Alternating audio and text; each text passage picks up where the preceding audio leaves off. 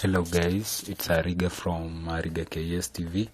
So today welcome back to my channel, and I'm going to show you a simple tutorial on how to get any Wi-Fi password from any PC, computer or laptop. So the first thing that you are going to do on your computer, you are going to click on the Wi-Fi icon at the right bottom part of your computer. Then after you've clicked on the Wi-Fi icon, open the network sharing center here. Yeah, that's the place. You'll double click on it, double click, right click.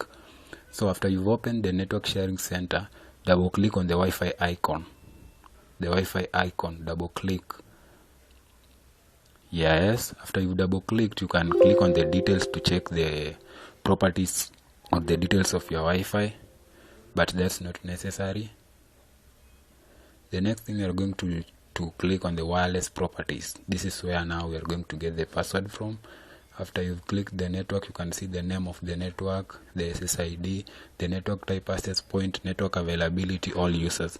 Now click on the security. After you've clicked on the security, click on the show characters or show password.